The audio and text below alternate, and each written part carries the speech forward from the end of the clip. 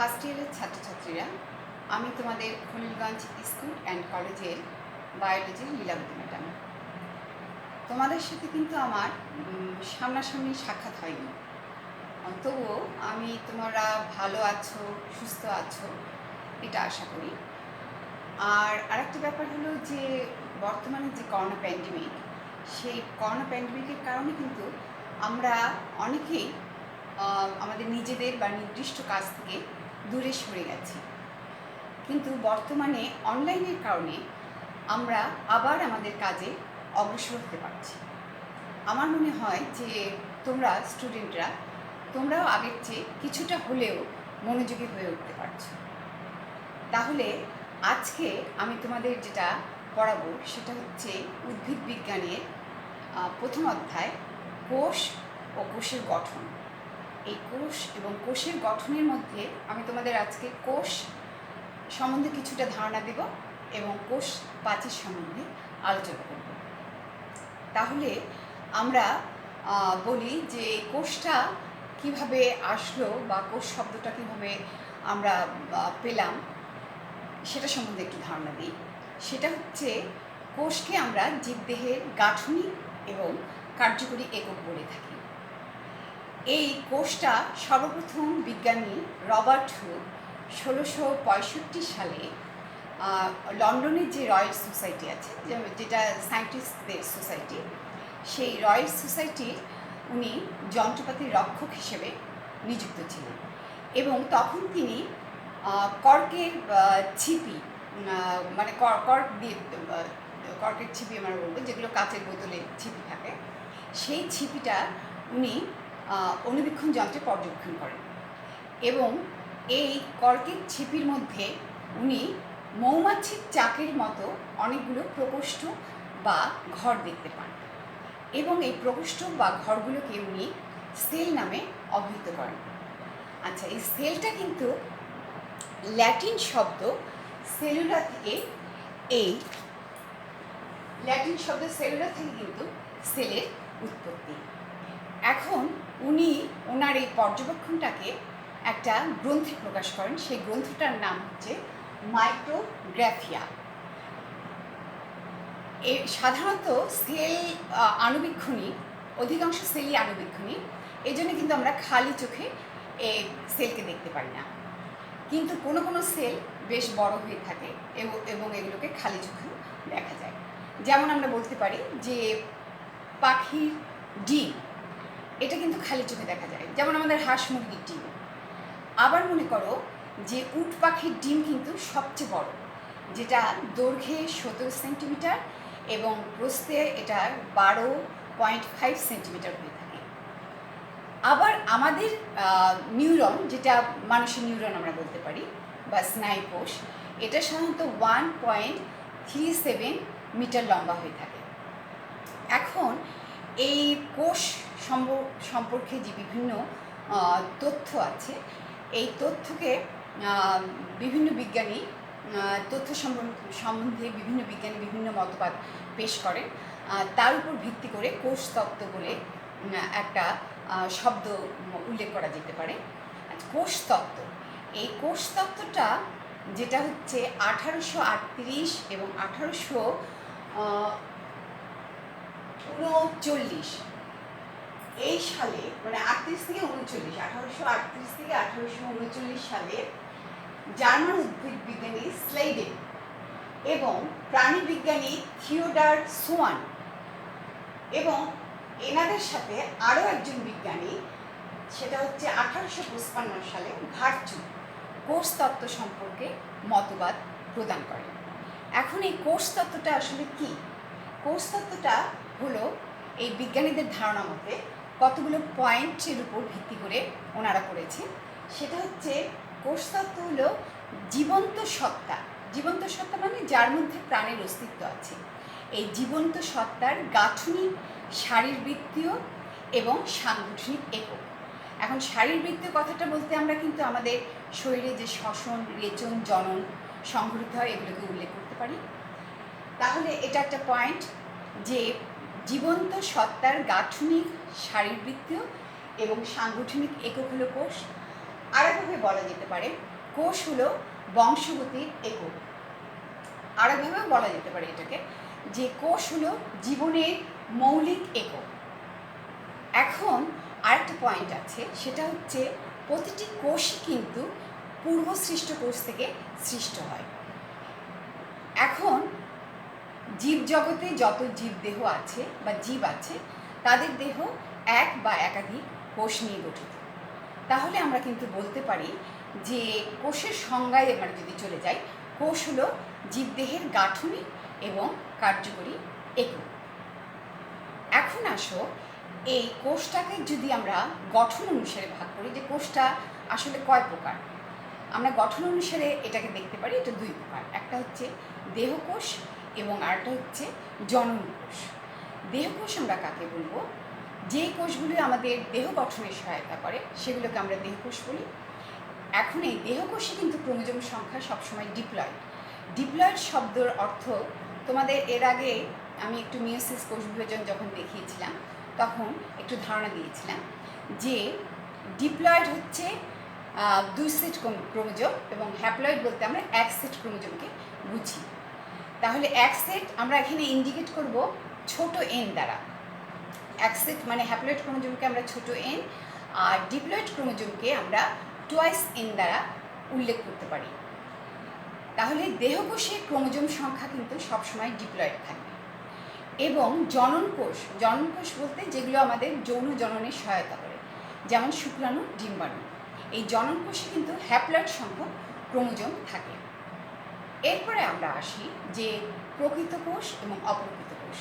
প্রকৃত এবং অপ্রকৃত বলতে আমরা কিন্তু অ্যাকচুয়ালি নিউক্লিয়াসের উপর ভিত্তি করে এটা করে থাকি। সেটা হচ্ছে যে কোষের নিউক্লিয়াস সুগঠিত সেই কোষটাকে আমরা প্রকৃত কোষ বলবো, আর যে কোষের নিউক্লিয়াস সুগঠিত নয় বলতে নিউক্লিয়াসের যে 4টা উপাদান, নিউক্লিয়ার মেমব্রেন, নিউক্লিওলাস, নিউক্লিওপ্লাজম এবং ক্রোমাটিন জালিকা অথবা ক্রোমোজোম, এই 4টা উপাদান যদি থাকে তাহলে আমরা সেটাকে বলবো প্রকৃত নিউক্লিয়াস। এবং যে সমস্ত জীবের মধ্যে এই প্রকৃত নিউক্লিয়াস থাকবে তাদেরকে আমরা ইউক্যারিওটিক বা প্রকৃত কোষী বলব। আচ্ছা, এখন আদিকোষী প্রাণী আমরা কাকে বলবো? আদিকোষ হচ্ছে যে সমস্ত জীবের কোষের নিউক্লিয়াসটা সুগঠিত না, অর্থাৎ এদের নিউক্লিয়ার মেমব্রেন থাকবে না, আবার আর কি থাকবে না, এদের যে বিভিন্ন কোষীয় অঙ্গাণু, এই কোষীয় অঙ্গাণুটা থাকবে না, শুধুমাত্র রাইবোজোম থাকবে। এবং রাইবোজোমটা অপ্রকৃত কোষ বা আদি কোষের ক্ষেত্রে 70S, আর প্রকৃত কোষের ক্ষেত্রে রাইবোজোম কিন্তু 80S। আচ্ছা, এখন আসো এই প্রকৃত এবং অপ্রকৃত কোষ যেটার ডিএনএ সম্বন্ধে একটু আমি ধারণা দেই। যে প্রকৃত কোষের ডিএনএ কিন্তু সূত্রাকার এবং এদের মধ্যে যে প্রোটিন থাকে সেটা হিস্টোন, আর অপ্রকৃত কোষ বা আদি কোষ যেটা বলছি এদের কিন্তু নন হিস্টোন প্রোটিন থাকবে ডিএনএর সাথে যেটা থাকে, এবং ডিএনএটা কিন্তু বৃত্তাকার হয়ে থাকে। এরপরে আমরা উদ্ভিদ কোষ এবং প্রাণী কোষ সম্বন্ধে কিছুটা ধারণা দিতে পারি।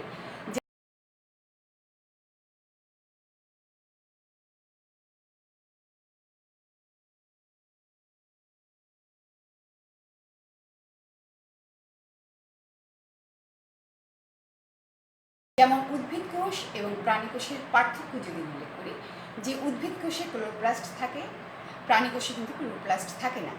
আবার প্রাণী কোষে সেন্ট্রিওল থাকে, উদ্ভিদ কোষে কিন্তু সেন্ট্রিওল থাকে না। আবার প্রাণী কোষের নিউক্লিয়াস যেটাকে আমরা কোষের প্রাণ বলতে পারি বা প্রাণকেন্দ্র, সেই নিউক্লিয়াসটি কিন্তু প্রাণী কোষের কেন্দ্রে অবস্থান করে। আর উদ্ভিদ কোষের ক্ষেত্রে এই নিউক্লিয়াসটা কিন্তু কোষের কেন্দ্রে না থেকে কোষের একটু সাইডে বা পরিধির দিকে অবস্থান করে। এর কারণ উদ্ভিদ কোষের যে গহ্বর থাকে এই গহ্বরটা আকারে বড় হয়, এবং এই বড় গহ্বরকে স্পেস বা জায়গা দেওয়ার জন্য নিউক্লিয়াস কিছুটা পরিধির দিকে চলে যায়। এখন আসো আমরা উদ্ভিদ কোষ প্রাণী কোষের আলোচনা করলাম, কিন্তু আরেকটা বড় আমাদের পার্থক্য আছে যেটা হচ্ছে উদ্ভিদ কোষ এবং প্রাণী কোষের মধ্যে। সেটা হচ্ছে প্রাণী কোষে কিন্তু কখনোই কোষপ্রাচীর থাকে না, উদ্ভিদ কোষে কোষপ্রাচীর থাকে। এখন আমরা এই উদ্ভিদ কোষের কোষপ্রাচীর নিয়ে একটু আলোচনায় চলে যাব। তাহলে দেখো তোমরা চিত্রে,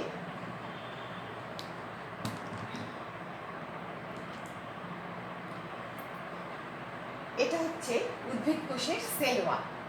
এই সেল ওয়ালটা কিন্তু অ্যাকচুয়ালি রবার্ট হুক যে কোষটা দেখেছিল কর্কের ছিপিতে, সেটা কিন্তু অ্যাকচুয়ালি সেল ওয়াল ছিল।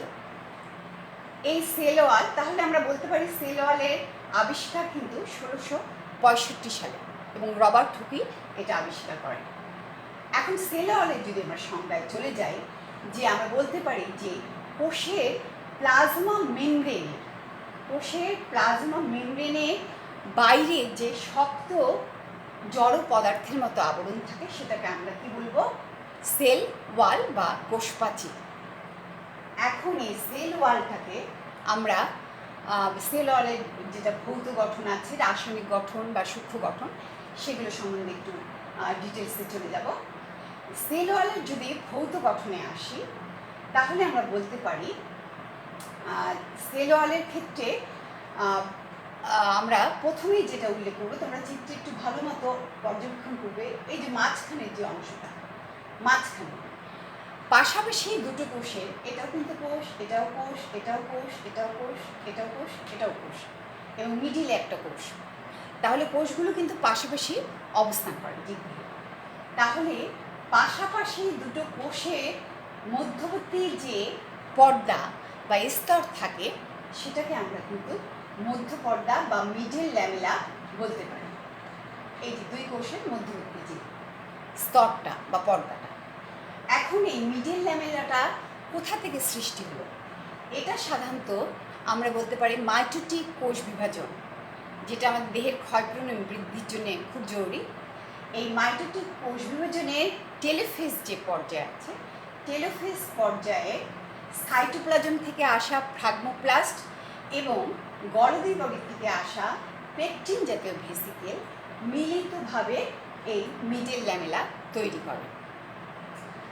এখন এই মিডল ল্যামেলায় কিন্তু পেকটিক অ্যাসিড বেশি থাকে, আর এই পেকটিক অ্যাসিড বেশি থাকার কারণে এই মিডল ল্যামেলাটা দেখতে জেলির মতো মনে হয়। এই মিডল ল্যামেলার অন্তঃস্তরে কি তৈরি হবে? পরের যে স্তরটা, সেটা হচ্ছে প্রাইমারি ওয়ালটা তৈরি হবে। আচ্ছা, এখন আসো চিত্রটা একটু ভালো মতো দেখবে। তাহলে মিডল ল্যামেলার অন্তঃস্তরে, মানে ভিতরের দিকে, কিন্তু মিডল ল্যামেলার অন্তঃস্তরে 1 থেকে 3 মাইক্রোমিটার পুরো যে স্তরটা থাকে, সেটাকে আমরা প্রাইমারি ওয়াল বলবো। এই ওয়ালে কি কি থাকবে, বা এই ওয়ালের উপাদানটা কি থাকবে? এই ওয়াল কিন্তু সেলুলোজ, হেমিসেলুলোজ, গ্লাইকোপ্রোটিন এই উপাদান দ্বারা তৈরি। এই প্রাইমারি ওয়ালের উপরে বা বাইরের দিকে যে স্তরটা থাকবে, তোমরা চিত্রে একটু খেয়াল করো, সেটাকে আমরা কি বলতে পারি? সেকেন্ডারি ওয়াল। এই সেকেন্ডারি ওয়ালের পুরুত্ব কিন্তু 5 থেকে 10 মাইক্রোমিটার। এই সেকেন্ডারি ওয়ালের প্রাচীরে কি জমা হয়? সাধারণত এর প্রাচীরে সেলুলোজের সঙ্গে লিগনিন জমা হয়। এখন একটা পয়েন্ট আছে, সেটা হচ্ছে যে সব কোষে কিন্তু সেকেন্ডারি ওয়াল বা স্তরটা তৈরি হবে না। কেন তৈরি হবে না? সেকেন্ডারি ওয়াল সাধারণত একটা কোষ পূর্ণাঙ্গ বা কমপ্লিট হয়ে যাওয়ার পরে সেই কোষের সেকেন্ডারি ওয়াল তৈরি হয়।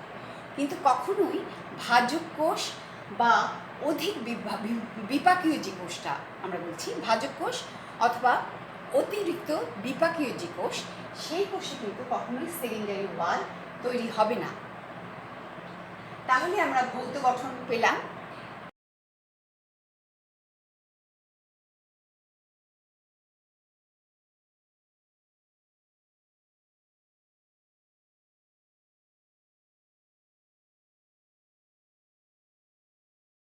এরপরে আমরা আরেকটা জিনিস সম্বন্ধে আলোচনা করব, সেটা হচ্ছে কূপ এলাকা।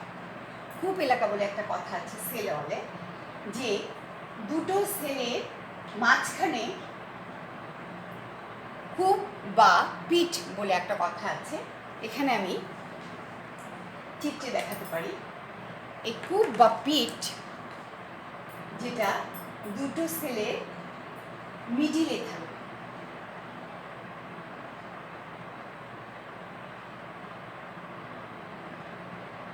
এবং এই কূপ বা পিঠ, পাশাপাশি দুটো কোষের কূপ বা পিঠ পরস্পর কি হয়, উল্টো মুখে অবস্থান করে। আর পরস্পর উল্টো মুখে অবস্থান করার কারণে এই পিঠকে আমরা কি বলতে পারি, পিঠ জোড়াকে আমরা পিঠ পেয়ার বলতে পারি বা কূপ পেয়ার বলতে পারি। এখন তোমরা একটু ভালো মতো অবজার্ভ করবে যে এই পিঠ পেয়ারে শুধুমাত্র কিন্তু মধ্য পর্দা থাকবে। পিঠ পেয়ারে শুধুমাত্র কিন্তু মধ্য পর্দা থাকে। এখানে কিন্তু কোনো প্রাইমারি প্রাচীর বা প্রাইমারি ওয়াল থাকে না। যেহেতু এখানে শুধুমাত্র মধ্য পর্দা থাকছে এবং কোনো কোনো সময় এই পিঠের গায়ে সেকেন্ডারি প্রাচীর থাকতে পারে। পিঠের গায়ে যদি সেকেন্ডারি প্রাচীর থাকে তাহলে সেটাকে আমরা কি বলতে পারি, যে পিঠটা পাড়যুক্ত। আর সেকেন্ডারি ওয়াল যদি না থাকে তাহলে পাড়হীন। এরপরে আমরা রাসায়নিক গঠনে চলে যাব।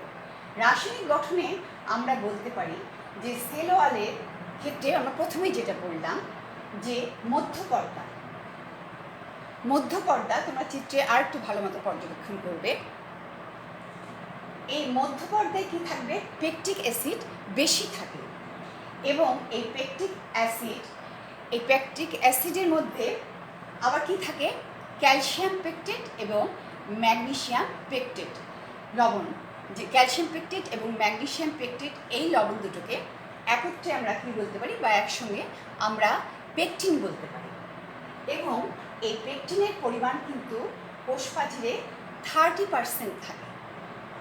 এরপরে আমরা চলে যাই মধ্য পর্দার পরে আমাদের চলে আসতেছে প্রাইমারি ওয়াল। এই প্রাইমারি ওয়ালের উপাদান আমরা আগে একটু ধারণা দিয়েছি ভৌত গঠনে, সেলুলোজ, হেমিসেলুলোজ আর হচ্ছে গ্লাইকোপ্রোটিন। এখন এই হেমিসেলুলোজ যেটা আছে, হেমিসেলুলোজ আবার কিন্তু কয়েকটা প্রকারের হয়ে থাকে। মানে হেমিসেলুলোজের মধ্যে কয়েকটা বা কয়েক ধরনের পলিস্যাকারাইড থাকে। সেটা হচ্ছে দেখো তোমরা, জাইলেন্স, অ্যারাবিনস, গ্ল্যাকটিনস।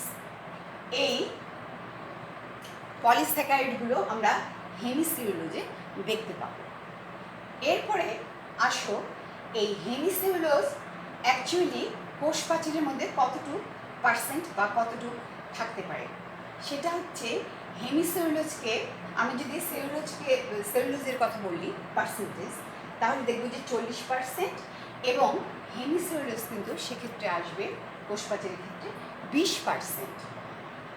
এরপরে আমরা এই প্রাইমারি সেল ওয়াল যেটা বলছি, সেখানে গ্লাইকোপ্রোটিনের কথা একটু আগে যেটা বললাম, এই গ্লাইকোপ্রোটিন শব্দটা কোথা থেকে আসছে। গ্লাইকো শব্দটা কিন্তু সবসময় তোমরা মনে রাখবে কার্বোহাইড্রেট থেকে আসা শব্দ।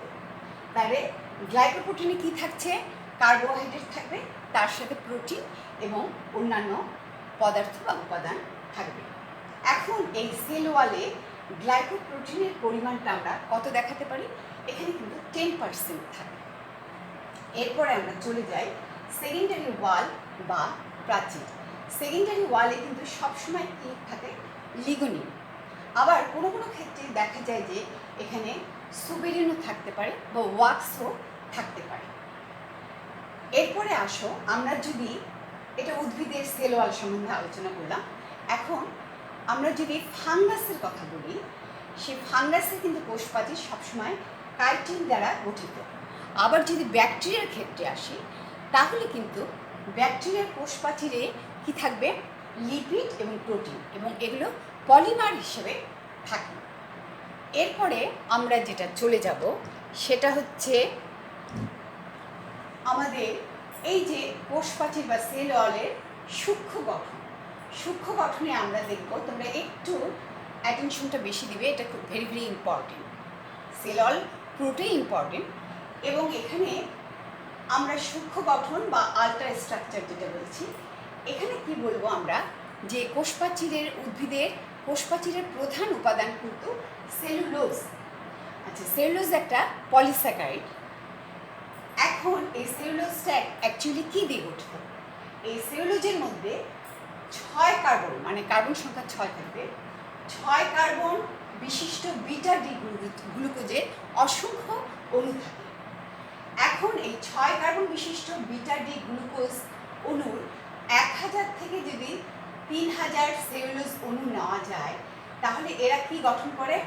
Cellulose chain. তোমরা আরেকটু খেয়াল করো চিত্রটা, যে 6 কার্বন বিশিষ্ট বিটা ডি গ্লুকোজের অসংখ্য অণু নিয়ে হচ্ছে সেলুলোজ। এই সেলুলোজের 1000 থেকে 3000 যদি আমরা অণু নিই, তাহলে যে জিনিসটা গঠিত হবে একটা চেনের মতো গঠিত হবে, সেটাকে আমরা বলবো সেলুলোজ চেইন। আবার যদি 100টা সেলুলোজ আমরা চেইন নিই, সেটা কি গঠন করবে? ক্রিস্টালাইন মাইসিলি। এখন ক্রিস্টালাইন মাইসিলি যেটা, সেটা যদি আমরা 20টা নিই, এই 20টা ক্রিস্টালাইন মাইসিলি যে সুতার মতো অংশ, সূক্ষ্ম সুতার মতো অংশ তৈরি করে, সেটা আমরা বলবো মাইক্রোফাইব্রিল। এই মাইক্রোফাইব্রিলটা আবার কি 250টা মাইক্রোফাইব্রিল মিলে হবে ম্যাক্রোফাইব্রিল। আবার অনেকগুলো ম্যাক্রোফাইব্রিল মিলে হবে ফাইবার বা তন্তু। তাহলে কিন্তু আমাদের কোষ প্রাচীরের যে প্রধান উপাদান সেলুলোজের সূক্ষ্ম গঠন কিন্তু তোমাদের আমি বুঝিয়ে দিলাম। এরপরে একটা জিনিস তোমাদের মাথায় রাখতে হবে, এই যে আমি বললাম যে 100টা সেলুলোজ চেইন মিলে ক্রিস্টালাইন মাইসিলি গঠিত হচ্ছে। এই ক্রিস্টালাইন মাইসিলিকে কিন্তু আমরা কি বলতে পারি? কোষ প্রাচীরের ক্ষুদ্রতম গাঠনিক একক। তাহলে আমরা যদি বলি যে কোষ প্রাচীরের ক্ষুদ্রতম গাঠনিক একক কি, তাহলে আমরা বলতে পারি ক্রিস্টালাইন মাইসিলি, অথবা সংক্ষেপে বলতে পারি মাইসিলি।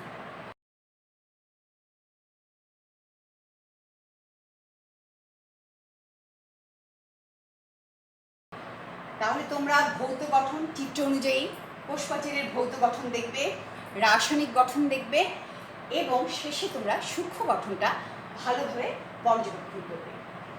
তাহলে মোটামুটি তোমাদের সেল ওয়াল সম্বন্ধে বা উদ্ভিদের কোষ প্রাচীর সম্বন্ধে ভালোভাবে ধারণা হবে। আমি এখন আরেকটু কোষ প্রাচীর বা সেল ওয়ালের কাজ উল্লেখ করে শেষ করছি। সেটা হচ্ছে সেল ওয়ালের মেইন কাজ কি? সেল ওয়ালের মেইন কাজ হচ্ছে আমাদের বাড়ির প্রাচীর বলো বা কোনো কিছুর যদি আমরা প্রোটেকশন চাই, সেখানে আমরা যদি একটা প্রাচীরের ব্যবস্থা করি, সেইরূপও সেল ওয়াল কী করে? সেলের একটা প্রোটেকশন বা একটা আবরণ হিসেবে কাজ করছে। তাহলে সেল ওয়ালের কাজ হলো যে বাইরের কোনো আঘাত থেকে সেলকে রক্ষা করা। আবার মনে করো পাশাপাশি দুটো কোষের মধ্যে এই সেল ওয়াল কী করে? পানি এবং খনিজ লবণ পরিবহন এবং শোষণেও সহায়তা করে। এরপরে আর কি হচ্ছে, তোমরা চিত্রটা ভালো মতো অবজার্ভ করো, যে এটা কি একটা কোষকে নির্দিষ্ট আকৃতি দান করছে। এবং আরেকটা ব্যাপার হচ্ছে কোষটাকে কিন্তু দৃঢ়তাও প্রদান করছে। তাহলে মোটামুটি তোমরা সেল ওয়ালের গঠন এবং কাজ সম্বন্ধে ধারণা পেলে। এবার তোমরা বাড়িতে এই চিত্রটা ভালো মতো দেখবে, দেখে চিত্রটা আর্ট করবে এবং গঠন সুন্দরভাবে বুঝে করবে। তাহলে ফার্স্ট ইয়ারের স্টুডেন্টরা আজকে এ পর্যন্তই। তোমরা কোনো যদি অসুবিধা বোধ করো আমাকে জানাবে।